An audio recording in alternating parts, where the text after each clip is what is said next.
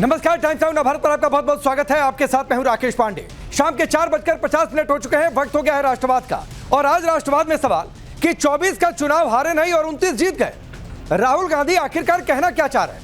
Court के फैसले में धर्म का चश्मा, आखिर ये पूरा हंगामा क्यों है? एक तरफ प्रधानमंत्री मोदी की अगुवाई में बीजेपी भारत में उत्तर से दक्षिण तक जनता की पहली पसंद बनी हुई है, तो दूसरी तरफ मुख्य विपक्षी दल कांग्रेस सिर्फ भ्रम, अफवाह और अपीजमेंट के भरोसे चुनाव जीतने का तिकड़म मिला रही।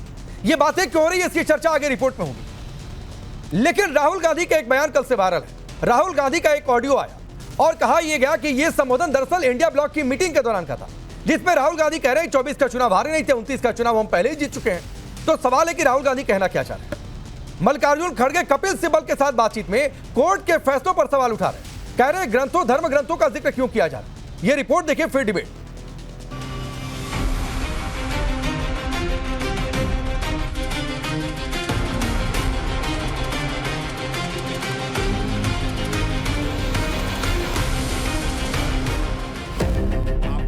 एक तरफ पीएम मोदी फ्रांस में इनोवेशन की बात कर रहे हैं, दमदार भारत की गूंज दुनिया को सुना रहे हैं। G7 में ट्रंप से भी मुलाकात होने वाली है।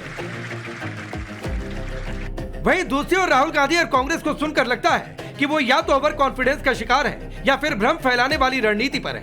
बात सिर्फ इतनी नहीं, मल्लिकार्जुन खड़गे तो कोर्ट के फैसले देने वाली सोच पर सवाल तक खड़े कर रहे हैं। पहले राहुल गांधी को सुनिए। हमने 2024 का पिछला चुनाव जीता था, हम 2024 का चुनाव हारे नहीं थे। आप सोच रहे हैं कि चुनौती अगला चुनाव जीतना है। अगला चुनाव तो पहले ही जीता जा चुका है। समझिए, भारत के लोगों में इतना गुस्सा है कि अगला चुनाव तो पहले ही खत्म हो चुका है। राहुल कह रहे हैं 24 हारे नहीं, 29 जीत चुके हैं। सवाल कि आखिर राहुल जताना क्या चाह रहे हैं?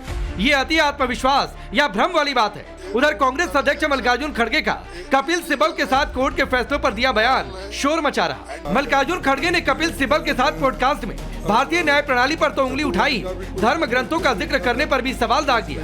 राम मंदिर को लटकाने, भटकाने और अटकाने का आरोप झेल रही एनआरसी और यूसीसी पर मुंह की खा चुकी कांग्रेस को खड़गे के लेटेस्ट बयान पर बीजेपी ने आड़े हाथों लिया। हिंदू आस्था का अपमान has become Congress's only पहचान। चलानी है वोट बैंक की दुकान, so they are becoming हिंदुओं से नफरत वाले भाईजान।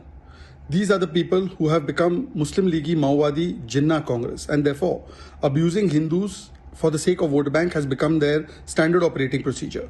Mallikarjun Kharge in the past also has said many things about Sanatan and Hindu, whose son has said Sanatan is a bimari, once again launches an assault on Hindu religion. We are a secular state, and a secular state should either be equidistant from all religions or be close to all religions. You can't pick and choose one religion. Justice Chandrachud himself has said, before giving judgment in Babri Masjid issue, he sought guidance from God. How can you trust such judgments of the Supreme Court?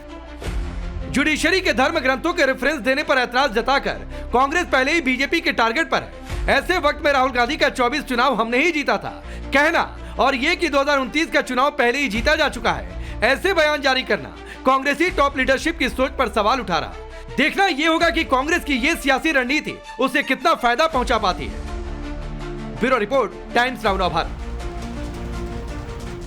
तो चलिए आपने report देखी। मैं आपका परिचय आज के मेहमानों से करवाता हूं। रोहन गुप्ता भारतीय जनता पार्टी के नेता और प्रवक्ता, सौरभ दुबे पॉलिटिकल एनालिस्ट के तौर पर स्टूडियो में है, ईशान त्यागी कांग्रेस पार्टी के नेता और प्रवक्ता स्टूडियो में है, और प्रोफेसर धर्मेंद्र यादव जुड़ रहे हैं आपसे थोड़ी देर में, समाजवादी पार्टी के नेता और प्रवक्ता। आप सभी का बहुत बहुत स्वागत है। ईशान भाई, पहला सवाल आपसे है जी, और मैं मल्लिकार्जुन खड़गे पर तो आऊं, लेकिन उससे पहले मुझे बता दीजिए राहुल गांधी कहना क्या चाह रहे हैं? 24 का चुनाव हारे नहीं, 29 हम जीत गए। बिल्कुल ठीक कह रहे हैं। मैं बताता हूं कैसे ठीक कह रहे हैं। बीजेपी ने एक नारा दिया था 2024 के चुनाव से पहले, अगर आपको याद हो, और वो नारा था अब की बार 400 पार। और उनकी मंशा ये थी कि देश का जो संविधान है उसको बदल देंगे। इनके नेता ही कहते थे उस समय पे। अब की बार 400 पार सबने बोला, प्रधानमंत्री जी ने बोला, गृह मंत्री जी ने बोला, योगी आदित्यनाथ जी ने बोला, जितने बड़े बड़े मंत्री, जितने बड़े बड़े नेता लेकर आए थे चुनाव प्रचार में, सबने बोला अब की बार 400 पार। इंडिया गठबंधन बना। जो अब की बार 400 पार का जो गुब्बारा था, उसमें अगर पिन किसी ने मारी और उसका गुब्बारा जिसने फोड़ा, उसकी हवा जिसने निकाली, वो इंडिया गठबंधन ही था। तो इंडिया गठबंधन ने बीजेपी को बैसाखियों पे लाके खड़ा कर दिया। तो ये हमारे लिए जीत थी, क्योंकि देश के संविधान को बचाने हार के लिए कर भी आप जीते। एक बिल्कुल भाई, हार के जीतने वाले को ही बाजीगर कहते हैं, आपने भी सुना होगा। हार के ही जीतने वाले को बाजीगर कहते हैं। हम जीतेंगे, चुनाव भी जीतेंगे, आप चिंता मत करिए। हम एक दिन सरकार भी बनाएंगे, चुनाव भी जीतेंगे। अब आइए दूसरी बात पे। अब जो हमारी लड़ाई है भारतीय जनता पार्टी से, वो लड़ाई बहुत हमें कस के लड़नी पड़ेगी।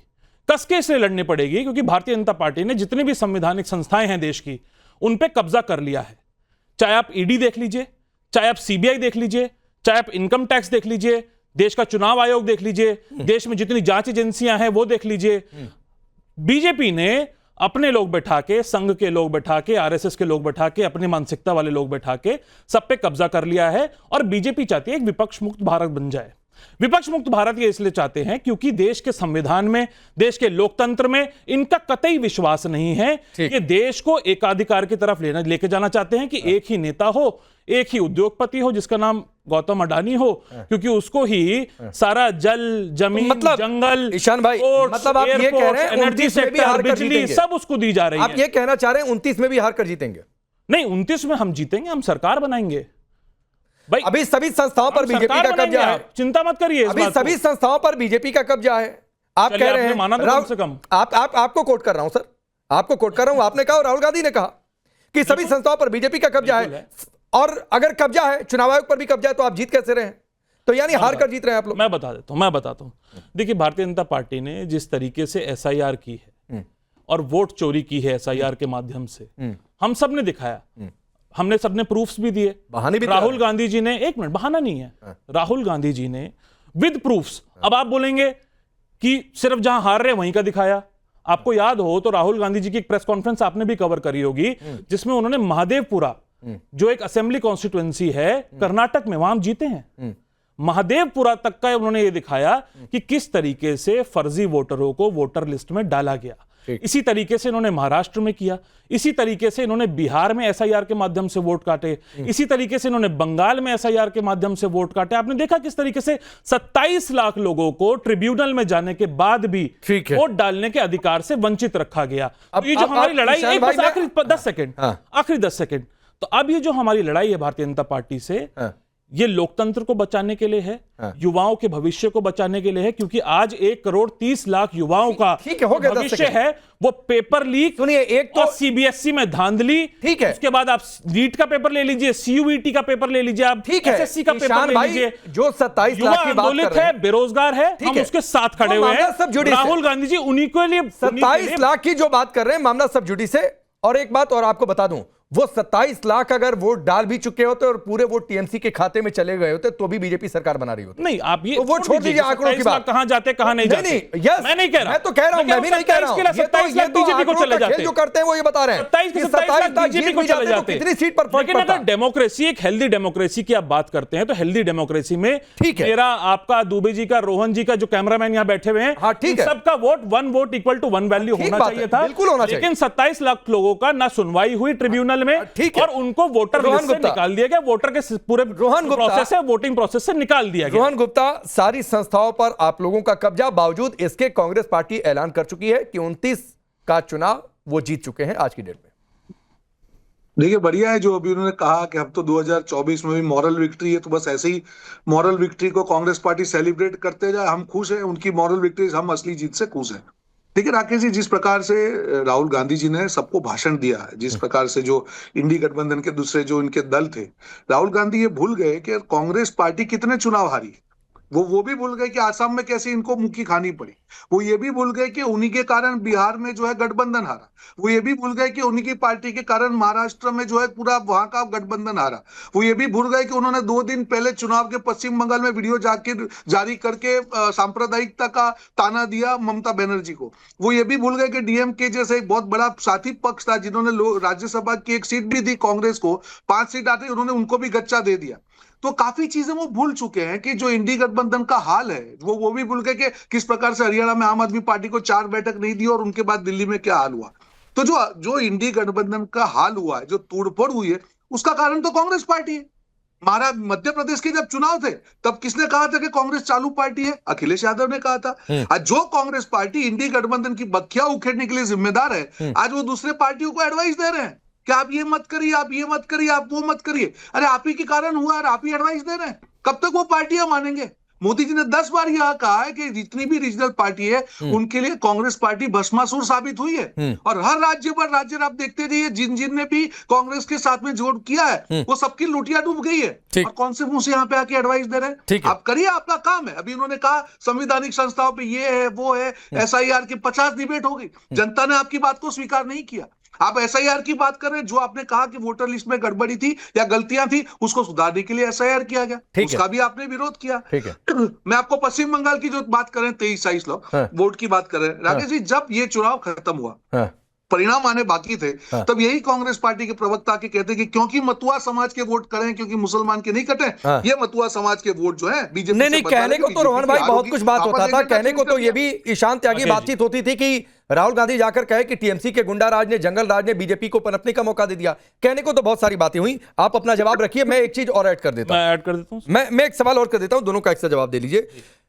आपकी पार्टी के राष्ट्रीय अध्यक्ष ने कपिल सिब्बल के साथ बातचीत में कहा, कोर्ट के फैसलों पर सवाल उठाए और यह कहा गया कि धर्म ग्रंथों का जिक्र किया जा रहा है। किन फैसलों से आपकी दिक्कत है, किन धर्म ग्रंथों के जिक्र से दिक्कत है, वो जरा बता दीजिएगा। पहले मैं आपको इसी सवाल का जवाब देता हूं, क्योंकि आपने धर्म के बारे में एक सवाल मुझसे पूछा।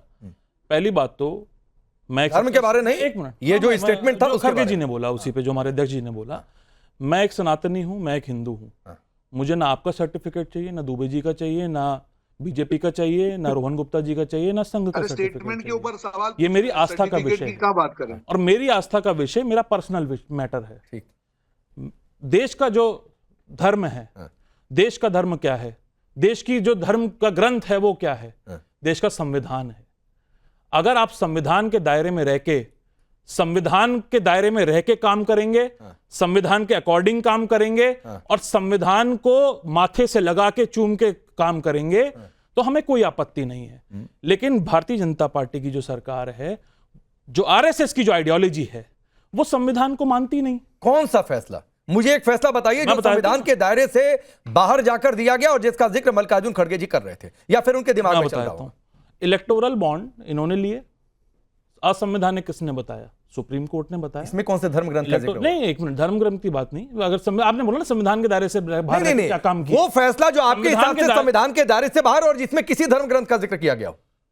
नहीं, मैं वही बोल रहा हूं ना, जो फैसले, भाई फैसले की बात तो ये है, जो भारतीय जनता पार्टी की जो शैली है, जो उनके कार्य हैं, आप देखिए, मैंने इलेक्टोरल बॉन्ड का जिक्र किया। अगर आप संवैधानिक संस्थाओं की बात करें, संवैधानिक संस्थाएं संविधान के अंतर्गत आती हैं, लेकिन उन्हीं का दुरुपयोग करके आपने देखा किस तरीके से हमारी पार्टी से कई नेता लेके चले गए भारतीय जनता पार्टी। उसी तरीके से TMC को तोड़ रही है अभी, उसी तरीके से इन्होंने अपनी शिवसेना को तोड़ दिया, उसी तरीके से इन्होंने बॉन्ड का क्या लेना देना इस सवाल से? नहीं, इलेक्टोरल बॉन्ड भी संविधान के दायरे से बाहर था। असंवैधानिक किसने बताया? मैं पूछ रहा हूं, सुप्रीम कोर्ट ने बताया, माननीय न्यायालय ने बताया। मैं पूछ रहा हूं, वो ठीक है, रोहन गुप्ता आ रहा हूं। मेरा सवाल यह था कि मल्लिकार्जुन खड़गे जी ने शायद किसी ऐसे फैसला उनके जहन में होगा जो संविधान के दायरे से बाहर जाकर दिया गया और जिसमें किसी धर्म ग्रंथ का जिक्र किया गया। देखिए, इन्होंने अभी संविधान की बात की और आपने एग्जाम्पल पूछा, बताइए संविधान का कहां पे हनन हुआ? इलेक्टोरल बॉन्ड एक सरकार का फैसला था, सुप्रीम कोर्ट ने ना बोला, खत्म, उसमें संविधान का बीच में है। संविधान का हनन क्या होता है राकेश जी? आर्टिकल 356 का मिसयूज करके 90 सरकार, मैं आपके बीच में नहीं बोला, असंवैधानिक किसने बोला? ये बात ठीक नहीं है, हम लोग जब डिबेट करते हैं ये तरीका ठीक नहीं है। आप अपने समय पे बोलिए। आर्टिकल 356 का मिसयूज करके 90 सरकारों को टॉपल किया, ये संविधान का हनन होता है। इमरजेंसी लाके संविधान को काटने का काम किया, ये संविधान का हनन होता है। सिर्फ इंदिरा गांधी जी ने 50 सरकारों को तोड़ दिया, ये संविधान का हनन होता है। और आप हमारे ऊपर सवाल उठाओ, आप बताइए, हमारा एग्जांपल दीजिए, कौन सा आर्टिकल 356 में हमने एक भी सरकार को हटाया? हम तो सरकार संविधान के तहत चल रहे हैं। आज जनता हमको वोट देके हमारी सरकार बन रही है, आप जनता के सब चीज मिजाज को समझ नहीं पा रहे हैं। एक बार चुनाव के बाद चुनाव आ रहे हैं और सवाल हम पे उठा रहे हैं। असम में क्या हुआ? आपका CM कैंडिडेट हार गया। हरियाणा में क्या हुआ था? आपकी जो वहां की मुखिया थी वो कहती थी कि मेरे साथ अन्याय, किसी ने कुछ नहीं बोला। महाराष्ट्र में क्या हुआ? शिवसेना को आपने विधायक तोड़ के हॉर्स ट्रेडिंग करके बिहार में क्या हुआ? आपने तेजस्वी यादव को CM कैंडिडेट बनना बंद कर दिया। हर जगह के मजबूत, मैं आपके बीच में नहीं बोला, ईशान, ये तरीका ठीक नहीं है, मैं आपके बीच में नहीं बोला। आपने मैं आपके वहां बीच में हमारे नहीं बोला। विधायक तोड़े, राकेश जी अपनी ऐसे नहीं सरकार बोला। अच्छा ठीक है, बारी बारी मैं से मेरे समय पे बारी बारी से ईशान भाई बारी बारी से कर लेते हैं। काउंटर कोई कर रहे हैं, लेकिन एक दो लाइन काउंटर करके चुप हो जाए, एक दो लाइन काउंटर करके चुप मध्य हो प्रदेश जाए। में हमारी सरकार बनी सुनिए, थी। अब मैं ठीक सिर्फ बात है, इतना सुन भी तो कह रहा हूं, लीजिए। राकेश जी, काउंटर अगर करना था तो आपने- एक दो लाइन कर अगर लीजिए आपने ईशान भाई। कांग्रेस पार्टी हॉर्स ट्रेडिंग करी, कांग्रेस और पार्टी जिन का लोगों आपने को अपने इतिहास हित साधने देखा थे, वो हो, बीजेपी वो में चले भस्मासुर गए, साबित अपना हुई। बंगला बचाने ठीक है, पश्चिम जरा बंगाल से इन्होंने लेके सरकार बिहार बना ईशान ली भाई है। ईशान भाई हर जगह पे एक बार आप दो मेहमान अभी बाकी है, यही हाल हुआ। दो मेहमान बाकी है, जरा एक बार रोहन गुप्ता का वर्जन सुन लीजिए, फिर मैं आगे महाराष्ट्र बढ़। में आपने शिवसेना को तोड़ देखिए दिया, उनकी ठीक है, मजबूरी अपनी है, सरकार मैंने तो बना ली उनको वहां पर भी, चुप बहुत के। आराम से सुना और राकेश कौन सी जी, ये संविधान उनकी का मजबूरी है, ईशान ये भाई, बोलते ईशान रहेंगे भाई, ऐसे नहीं अच्छा लगता है, नहीं अच्छा लगता है, स्टूडियो में आप है, नहीं अच्छा बिल्कुल लगता अच्छा नहीं लगता। हाँ ठीक है रोहन, झूठ भी अच्छा नहीं तो लगता। एक मिनट बोलिए ना, लेकिन आपस वो में आपको झूठ कहेंगे, आप उनको झूठ कहेंगे, ये तो चलता है। राकेश जी, तो सुनेंगे भी मुद्दा तो, साफ है। बोलिए रोहन भाई। मैंने तो एग्जांपल स्पेसिफिक दिए, आर्टिकल मैंने भी 356 से example मिसयूज के 90 बार 50 बार, इनके पास कोई नहीं है और वही मानते हैं कि इमरजेंसी उनकी सरकार ने किया, उसके खिलाफ भी नहीं है। और जहां जहां पे भी कांग्रेस पार्टी गठबंधन में रही, वो पार्टियों की क्या हाल हुई, इसकी जिम्मेदार कौन है? कांग्रेस पार्टी है। मैंने उसके भी सारा एग्जांपल दिए। यहाँ पे आके सिर्फ भविष्यवाणियां करने से नहीं होता राकेश। आपको जनता ने 4 राज्यों में सरकार दी है। आज के ही विजुअल है कि किस प्रकार से कर्नाटक में किसान अपने हक के लिए लड़ रहे हैं। 2 दिन पहले हिमाचल का मैसेज है कि वहां पे सैलरी के लिए पैसे नहीं है। आप बताइए ना, आपके कौन से राज्य में आपने कोई नैरेटिव सेट किया हो कि जनता आपकी बात को माने? कुछ नहीं। जहां आप राज्य करते हैं वहां पे भ्रष्टाचार भी चलेगा, वहां पे तुष्टीकरण भी चलेगा। आपके जो सीएम है तेलंगाना के, ये कहेंगे कि कांग्रेस मतलब मुसलमान, मुसलमान मतलब कांग्रेस, ये भी चलेगा, ये भी संवैधानिक है। तो कब तक जनता माफ करेगी ना? आप देखिए, विपक्ष में बीजेपी हैं, की- बिल्कुल आपका ठीक है, काम मैं जरा सरकार में जरा सवाल सौरभ को ले उठाना। पर जब आओ, ईशान भाई आपको सौरभ को ले आ दो, फिर आप ही ज्यादा मेहमान नहीं है। करके तो बीजेपी दिखाइए। की यही प्रॉब्लम है हाँ कि जब तक ये हिंदू मुसलमान नहीं करेंगे, किन चीजों पे बीजेपी अरे आपने पनपती किया है ना, पनपती किस पे रेवंत रेड्डी बीजेपी? ने कहा, राकेश बीजेपी जी को अच्छा ये बाइट आ गई, जरा सुन लीजिए ईशान भाई, आपने बाइट मांगी थी, ईशान भाई आपने बाइट मांगी थी, बीजेपी करती है एक बार बाइट सुनाइए, जातियों से बाइट लड़वाने सुनिए, से, बाइट इन सब पे सुनिए, पनपती बाइट है। सुनिए। रोहन गुप्ता कर रहे हैं डिबेट। ईशान भाई आपने बाइट, अब मुझे बताइए मैं किस बताता फैसले हूं, की बात हो खरगे रही जी ने क्या कहा। खरगे जी ने जो ये बात बोली है, बिल्कुल ठीक बात बोली है। खरगे जी ये कह रहे हैं कि देश, जो मैंने अभी बात बोली आपकी डिबेट में, देश चलेगा किससे? संविधान से चलेगा। देश किसी ग्रंथ से नहीं चलेगा।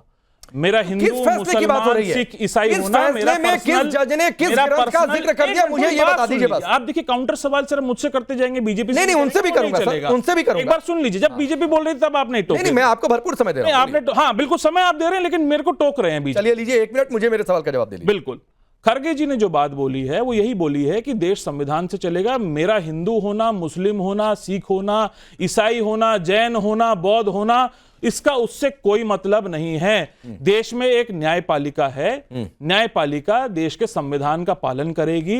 अगर कोई भी जज रेफरेंसेस देता है किसी धार्मिक ग्रंथ के, तो वो गलत है, और गलत को गलत बोलना आना चाहिए, जो खरगे जी ने बड़ी साफ रूई से किया। पहली बात तो ये। दूसरी बात, रोहन जी ने जो अभी बात बोली, मैं वही बात फिर से दोहरा देता हूं। रोहन जी ये कह रहे हैं कि ये मुसलमान तुष्टीकरण करते हैं, ये ऐसा करते हैं, वैसा करते हैं। रोहन गुप्ता जी और इनकी पार्टी की जो राजनीति है, वो धार्मिक ध्रुवीकरण करके, जातियों को लड़वा के, समाज में बंटवारा करके, इसके आगे इनकी राजनीति नहीं चल सकती। ये इसी पे पनप रहे हैं, इसी पे सरकार बना रहे हैं। तो राहुल गांधी जी ने जो स्पीच अभी आपने सुनी होगी, वो स्पीच भी राहुल गांधी जी ने इसी की बात करी है कि जिस विष को ये लोग समाज में फैला रहे हैं, उस विष को भगवान महादेव की तरह राहुल गांधी जी नीलकंठ की तरह अपने गले में रखने को तैयार हैं, और भारतीय जनता पार्टी और आरएसएस की विचारधारा से लड़ने के लिए प्रतिबद्ध हैं। ईशान को शायद याद नहीं आ रहा होगा, मैं थोड़ा सा, हो सकता है धर्मेंद्र यादव बता दें, प्रोफेसर साहब हैं, थोड़ा ज्यादा इनकी मेमोरी होगी। धर्मेंद्र यादव, कोई फैसला आप बताइए जिसका जिक्र शायद मल्लिकार्जुन खड़गे जी के दिमाग में चल रहा होगा, जिसमें फैसला भी दिया गया, किसी धर्म ग्रंथ का जिक्र भी किया गया। पांडे जी, आप वरिष्ठ पत्रकार हैं, मुझे पूरा विश्वास है कि भारत की न्यायपालिका को समझते होंगे। भारत की न्यायपालिका के जो तीनों लेयर हैं, लोअर कोर्ट, हाई कोर्ट और सुप्रीम कोर्ट, आज एक बार नहीं अनेकों बार, सैकड़ों बार हाई कोर्ट के फैसले को सुप्रीम कोर्ट पलट देता है। कई बार ऐसा हुआ है सुप्रीम कोर्ट के सिंगल बेंच के फैसले को डबल बेंच पलट देता है। कई बार ऐसा होता है डबल बेंच के फैसले को कॉन्स्टिट्यूशनल बेंच पलट देता है। तो आप जो कह रहे हैं कि टिप्पणी करना किसी जज पे, किसी जजमेंट पे टिप्पणी करना कोई गैर संवैधानिक है, बहुत गलत, ये मैंने कब कहा? मैंने कब कहा? आप ये कह रहे ना कि धार्मिक जो आप रेफरेंस की बात कर रहे थे ना। नहीं, मैं ये कह रहा हूं कि मल्लिकार्जुन खड़गे किस फैसले के रेफरेंस में ये बातचीत कर रहे थे। मैं उनकी टिप्पणी को सही या गलत के पैमाने में नहीं आंक रहा हूं, मैं सिर्फ पूछ रहा हूं क्या आप बता सकते हैं कि उनके दिमाग में कौन सा फैसला चल रहा होगा, कौन सा जिक्र चल रहा होगा? देखिए, दिमाग पढ़ने की तो कला आपके अंदर बहुत ज्यादा है, तो अगर आप मुझसे पूछ रहे हैं तो आप अपने आप का अपमान कर रहे हैं। आप खुद ही पढ़ के बता दीजिए। मान लीजिए मेरा अपमान ही सही, चल रहे थे। अरे छोड़िए ना मेरा अपमान ही सही। धर्मेंद्र यादव, आप अपने प्रोफेसर वाला ज्ञान दीजिए और बताइए कि कौन सा फैसला चल रहा होगा उनके दिमाग में, या कोई फैसला बताइए जिसमें धर्म ग्रंथ का जिक्र हुआ। आपके सूत्र पर कोई प्रोफेसरशिप हावी नहीं हो सकता। अरे ये सूत्र थोड़े नहीं है भाई, किस सूत्र ही तो है। कौन सा सूत्र है ये? सूत्रों की खबर चलती है।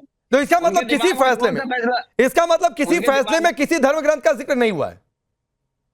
आपके जो सूत्र है उस सूत्र के अनुसार बता दीजिए ना कि उनके दिमाग में कौन सा फैसला चल रहा था। अरे भाई मैं तो पूछ रहा हूं धर्मेंद्र यादव, मैं तो पूछ रहा हूं, आप बताइए। छोड़ दीजिए मल्लिकार्जुन खड़गे को, आप बताइए क्या कोई ऐसा फैसला हुआ है जिसमें किसी धर्म ग्रंथ का जिक्र हुआ है? अभी आप सवाल पूछे कि मल्लिकार्जुन खड़गे जी के दिमाग में। चलिए मैं सवाल बदल लेता हूं, छोड़िए मैं सवाल बदल लेता हूं। मल्लिकार्जुन खड़गे की बात का जवाब देने के लिए ईशान है। आप मुझे बताइए कोई ऐसा फैसला हुआ है जिसमें किसी धर्म ग्रंथ का जिक्र हुआ है? पांडे जी, भाजपा ही दल बदल लेते हैं, दल बदलवा देते हैं, आप सवाल बदल लेंगे, वो बात ठीक नहीं है। आपकी पत्रकारिता है, उसका एक लाइन है। सर पत्रकारिता की चिंता मत करिए धर्मेंद्र यादव, आप अपनी नेतागिरी की चिंता करिए। अभी प्रोफेसर बता रहे थे, अपनी नेतागिरी की चिंता बता रहे हैं। आप खुद तय करिए ना, प्रोफेसर क्यों लिखवाते हैं? हटा दे क्या ये प्रोफेसर, या इधर उधर करके आप समय टाइम पास कर रहे हैं? नहीं, टाइम नहीं पास कर रहे हैं। किसी के दिमाग में कौन सा फैसला चला मैं कैसे बता? अरे तो आप बता दीजिए, छोड़ दीजिए। मैं तो कह रहा हूं मल्लिकार्जुन खड़गे को छोड़ दीजिए, आप बताइए कोई फैसला जिसमें किसी धर्म ग्रंथ का जिक्र हुआ है या फिर नहीं हुआ है?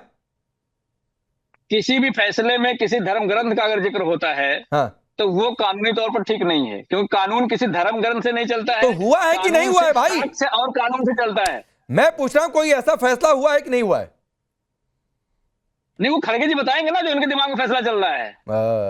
कांग्रेस के प्रवक्ता बताएंगे जो फैसला चल रहा है। अब या तो धर्मेंद्र यादव टाइम पास कर रहे हैं, क्योंकि ये जवाब तो मैं नहीं मानता हूं कि उनको नहीं पता होगा, और या तो ईशान त्यागी मुद्दे पर आना नहीं चाह रहे हैं। देखिए राकेश भाई, कांग्रेस पार्टी जिसका जनाधार जो है वो वेंटिलेटर पे है, लेकिन लगातार इन लोगों का अहंकार अभी भी एक्सीलेटर पे दिखाई दे रहा है। कारण यही है कि जो ये मुल्क की पार्टी हुआ करते थे आज मोहल्ले की पार्टी बन गए हैं। और मैं तो मानता हूं कि देखिए ये जो फैमिली के फोटो फ्रेम में सिमटी हुई पार्टी है, सामंती सोच वाले जो व्यक्ति हैं, उनको लगता है कि जनादेश का अपमान करके और हम जनता का भरोसा जीत सकते हैं। देखिए, जनादेश का अपमान करके आप कभी सत्ता नहीं प्राप्त कर सकते। 24 में जनता का जनादेश जो है वो इंडिया अलायंस को नहीं गया था, वो एनडीए को गया था। ये बात आपको समझना चाहिए। दूसरी बात ये है कि लगातार देखिए अभी इन्होंने खुद, जब राहुल गांधी जी की बात आई तो किसका नाम लिया? महादेव का, कि वो स्वयं जो है नीलकंठ के समान गले में विष लेकर के जो है वो तो अपने नेता की बड़ाई भी ना करें। हाँ, तो वही तो कह रहा हूं कि जब अपना उदाहरण पेश करना होगा तब इनको महादेव दिखाई देने लगेंगे। और लेकिन अगर कोई व्यक्ति अगर किसी कोर्ट कचहरी के अंदर भगवान का नाम ले दे या कोई उदाहरण दे दे, इनको उसी बात से तकलीफ है। मुझे एक बात बताइए, बता दीजिए, मुझे एक बात बताइए, फैसला बता दीजिए। कोई फैसला नहीं है, लेकिन हमारी जो सनातन संस्कृति है वहां पर भगवान राम के राम राज्य की स्थापना करने का उद्देश्य गांधी जी का भी था। गांधी जी ने भी हमेशा राम का नाम लिया। वो चाहते थे इस देश के अंदर राम राज्य की स्थापना हो। तो क्या ये जो रामायण है इसके अंदर क्या कोई गलती तो ये हुई है? भाई ये थोड़े नहीं कह रहे कि राम राज्य की स्थापना ना हो। नहीं, राम राज्य नहीं। आप किसी कांग्रेस पार्टी के नेता को आपने सुना जो कह रहा हो कि इस देश में राम राज्य नहीं होना चाहिए? बिल्कुल, मैं इन लोगों की सोच जो है वो राम विरोधी सोच है, सनातन विरोधी सोच के व्यक्ति हैं ये लगातार जो है सनातन विरोधी बात करते हैं। देखिए, इनका जो इंटरव्यू ले रहे थे कपिल सिब्बल साहब, वो तो राम मंदिर का फैसला जब आने वाला था उसके खिलाफ लड़े थे कि भैया अभी आप इसको चुनाव के बाद अटका दीजिए, बाद में फैसला आएगा। तो इनकी जो मानसिकता है, इनकी जो सोच है वो पूर्ण रूप से सनातन विरोधी सोच है। राकेश जी, अभी आपने एक बात बोली कि मुद्दे पे आने की बात करते हैं। मुद्दा क्या है देश में आज? पेपर लीक मुद्दा है। देश की अर्थव्यवस्था जो गिर रही है, एडमिट एक मिनट, आईसीयू में एडमिट है देश की अर्थव्यवस्था। रुपया डॉलर के मुकाबले पतला होता जा रहा है, जिस तरीके से प्रधानमंत्री जी कहते थे। देश के युवा हैं सड़कों पर हैं पेपर लीक की वजह से, बेरोजगारी की वजह से। देश की जो महिलाएं हैं वो महंगाई से त्रस्त हैं। देश का जो युवा है उस पर अग्निवीर जैसी योजनाएं आप थोप रहे हैं। और उसके बाद चुनावी भाषण है भैया, चुनावी भाषण क्या है हार रहे हैं आप। अगर युवाओं के मुद्दे लगातार तो हर जगह चुनाव मंच पे तो हार रहे हो भैया। मैं आपके बीच ये में भाषण तो आप चुनाव में आप देते हैं बोल ना लीजिए आपके बीच में। नेता, जनता तो आप आपको बोल हरा लीजिए रही बीच है। में। महाराष्ट्र हार गए आप, बोल हरियाणा लीजिए आप हार बीच गए, में। बिहार आप हार गए, कोई बात नहीं, आप दिल्ली बीच में आप बोल हार गए, लीजिए। जनता आपको इस पर वोट दे नहीं आप रही बीच में बोल लीजिए, जनता सहमत आप रही। बीच में बोलते रहिए, बोलते ये बात रहिए, मैंने कोई ईशान को भी कहा था, आपको भी कह रहा हूं, काउंटर कोई भी करेगा बीच में तो एक दो लाइन का ही काउंटर होना चाहिए, जिसकी बारी है वही ज्यादा बोलेगा। बोलिए ईशान। ठीक है, बहुत बहुत धन्यवाद आपका। देश में मुद्दा क्या है कि देश की जो फॉरेन पॉलिसी है उसका आप रायता बना चुके हैं। बिल्कुल, आप ट्रंप के सामने सरेंडर्ड हैं। 3 हमारे नौसैनिक यूएस की स्ट्राइक में वो मर गए और आप ट्रंप को एक शब्द नहीं बोल पा रहे हैं। ठीक, ये देश की जो विदेश नीति है उसका हाल। देखिए गलत है, आपके युवाओं को एक आधा अधूरा पूरा हो दिखाई जाने दे। राष्ट्रीय टेलीविजन पे सौरभ, फिर सौरभ, वही प्लीज बात एक बोल बार रहे हैं। पूरा हो राकेश जाने जी आपका शो फिर वही बात बोल रहे हैं। प्लीज एक बार फिर वही बात मुझे बोल मेरे नहीं शो बोल की सकते। चिंता है सौरभ, प्लीज बिल्कुल। मुझे मेरे शो की चिंता है। ये गलत व्याख्या ठीक है, आप काउंटर बाद में कर लीजिएगा, प्लीज एक बार पूरा होने दीजिए किसी की बात को। ईशान, अभी 17 तारीख को नरेंद्र मोदी जी डोनाल्ड ट्रंप अपने मित्र से मिलेंगे। मैं चाहता हूं कि बीजेपी के प्रवक्ता यहां पे बोलें कि ये जो इशू है, जिस तरीके से नरेंद्र मोदी जी को ये बोला गया कि मैं उनका करियर खत्म कर दूंगा, डोनाल्ड ट्रंप ने बोला, जिस तरीके से डोनाल्ड ट्रंप ने बोला कि मैंने सीज फायर करवाई है भारत और पाकिस्तान के बीच में, जिस तरीके से हमारे नौसेना के 3 जो हमारे जो नौसैनिक हैं वो शहीद हो गए, आप डोनाल्ड मर ट्रंप की गए, बात को मानते हैं? क्या एक मिनट, क्या उस बात पे बायलैटरल टॉक्स में बात होगी? ठीक, ये सब मुद्दे हैं। मैं पूछता हूं, पेपर लीक मुद्दा है। ठीक है रोहन भाई, मैं आज पूछता हूं। एनटीए जो एजेंसी मैं है रोहन भाई से वो पूछता एक पेपर भी ठीक से नहीं करवा मैं पा रोहन भाई रही से ये है। बात पूछता हूं, मैं रोहन भाई से बात पूछता हूं, एक छोटा सवाल, छोटा जवाब, फिर मैं सीधे रोहन गुप्ता के पास जाऊंगा। कॉलेज के युवा नहीं, स्कूल के बच्चे। ठीक है, ठीक है, स्कूल के बच्चों तक को भी नहीं बख्शा जा रहा। करीब सारे सवालों से सहमत हूं। एक छोटा और लास्ट एक आखिरी बात, 5 सेकंड। हाँ, देश की जो सारी संपत्ति है, देश के जो सारे संसाधन हैं, नेचुरल रिसोर्सेज हैं, चाहे आप निकोबार से ले लीजिए या हसदेव के जंगल ले लीजिए, देश के जो एयरपोर्ट्स हैं, देश के जो पोर्ट्स हैं, वो सभी चीजें, देश की बिजली हो, वो सभी जो चीजें हैं, जो हमारे रिसोर्सेज हैं, ठीक है, उनको क्या एक ही उद्योगपति को आप देते रहेंगे और उसी उद्योगपति को आगे बढ़ाते रहेंगे? वो हजारों करोड़ रुपए कमाते रहेंगे। अब आपका हो गया। मुझ जैसे मुझे युवा, 30 मेरे सेकंड भाई में सवाल का बहन जवाब। सड़कों पर लाठियां खाएंगे, आंसू गोले खाएंगे, वाटर कैनन खाएंगे, इसके लिए मैं आपके करीब करीब सारी बातों से सहमत हूं और सवाल पूछ रहा हूं मैं रोहन गुप्ता से, लेकिन मुझे एक बात बताइए, आप डोनाल्ड ट्रंप की बात मानते हैं? नहीं, बिल्कुल नहीं। मैं तो अपने देश के प्रधानमंत्री की बात मानने को तैयार हूं, लेकिन वो कुछ आपने बोलते ही डोनाल्ड ट्रंप के बयान के आधार पर नहीं। सवाल तो पूछा, आपको इंटरव्यू देते ही सवाल सुन लीजिए ईशान, क्या करूं बताइए? ईशान त्यागी सुनिए ना, मैं तो आपने एक मिनट, मैं आपके सवाल का डोनाल्ड ट्रंप ने 2 दिन पहले मैं नहीं मानता, मैं देश के प्रधानमंत्री को मानने को तैयार हूं, लेकिन ना वो किसी ऑल पार्टी मीट में आते, ना आप जैसे अच्छे पत्रकारों को वो इंटरव्यू देते।